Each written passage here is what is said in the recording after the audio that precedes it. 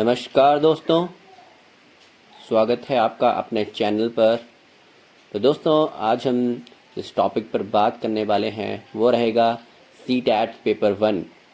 आज हम देखेंगे कि उसमें जो हिंदी विषय है उससे संबंधित क्या सिलेबस जो है वो रहने वाला है।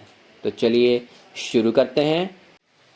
तो दोस्तों, सीटैट पेपर 1 में हिंदी भाषा जो है वो 30 अंक की पूछी जाती है, जिसमें हिंदी भाषा विषय को 2 भागों में विभाजित कर दिया जाता है।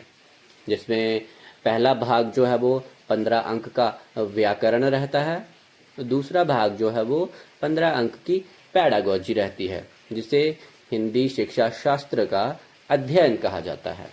तो आज की इस वीडियो में हम देखेंगे कि हिंदी व्याकरण में 15 अंकों में जो प्रश्न पूछे जाते हैं वो मेनली कौन कौन टॉपिक से संबंधित रहते हैं। तो पहला टॉपिक जो है वो रहता है अपठित अनुच्छेद से, जिसमें जो पैराग्राफ रहते हैं वो कहानी में से संबंधित होते हैं और उसके बाद कविताओं में से जो है वो प्रश्न पूछ लिए जाते हैं पैराग्राफ के थ्रू, जिसमें काफ़ी अच्छे खासे अंक जो हैं वो प्राप्त किए जा सकते हैं। उसके बाद दूसरा टॉपिक जो है वो रहता है वाक्य रचना। वाक्य रचना में से भी जो है वो कई बार प्रश्न पूछ लिए जाते हैं, या फिर जो पैराग्राफ दिए होते हैं उनके शब्दों की ही जो है उनमें से वाक्य रचना के प्रश्न पूछ लिए जाते हैं। तो ये भी एक बहुत इम्पोर्टेंट टॉपिक है। उसके बाद जो तीसरा टॉपिक रहेगा वो रहेगा विलोम शब्द। ये भी एक बहुत ही महत्वपूर्ण टॉपिक है हिंदी व्याकरण का। विलोम शब्द के बाद जो है वो अगला टॉपिक रहेगा संज्ञा, जो कि बहुत बहुत बहुत ही महत्वपूर्ण टॉपिक जो है वो आज तक का माना जाता है, जिसमें से प्रश्न आना ही आना होता है। तो इसे भी ज़रूर तैयार करें सीटैट पेपर 1 के लिए और 2 के लिए भी हिंदी भाषा में। संज्ञा के बाद जो है वो हमारा मेन टॉपिक जो रहता है वो है क्रिया। क्रिया से भी जो है वो बहुत सारे प्रश्न जो वो पूछ लिए जाते हैं।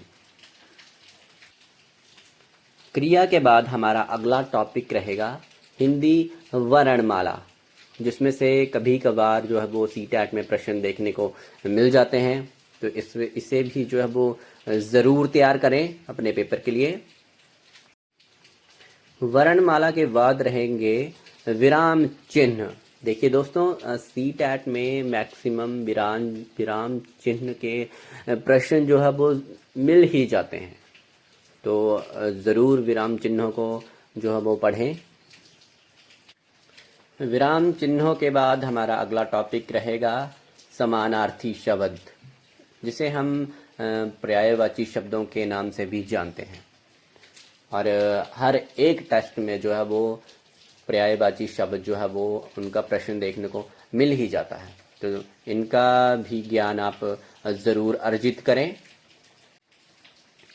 समानार्थी शब्दों के बाद हमारा अगला टॉपिक रहता है सर्वनाम, जो कि बहुत ही मुख्य विशेष भूमिका निभाता है हमारे सीटैट की तैयारी में। सर्वनाम के बाद रहता है विशेषण। विशेषण और सर्वनाम बहुत ही महत्वपूर्ण टॉपिक हैं, जो कि आपको प्रश्नों में देखने को मिल ही जाएंगे, तो ज़रूर इन्हें पढ़ें। तो दोस्तों, विशेषण के बाद जो हमारा मुख्य टॉपिक रहता है वो रहता है वचन। और वचन के बाद जो अगला टॉपिक रहेगा वो रहेगा काल। काल में से भी जो है वो बहुत बार प्रश्न जो है वो पूछे जा चुके हैं और ये हर बार देखने को मिल ही जाता है। काल के बाद जो हमारा अगला टॉपिक रहेगा वो रहेगा शब्द, जिसमें कभी कभार ये पूछ लिया जाता है कि शब्द कौन से प्रकार के होते हैं, कितने प्रकार के होते हैं, या फिर आपको शब्द दिए होंगे उनमें आपको शब्द के प्रकार पूछ लिए जाएंगे। शब्दों के बाद जो हमारा सबसे मेन टॉपिक रहता है वो रहता है समास। समास को आप अपनी टिप्स पर जो है वो याद कर लें, ताकि आपको अपने टेस्ट को क्लियर करने में एक बहुत ही विशेष भूमिका वाला टॉपिक जो है वो प्राप्त हो सके।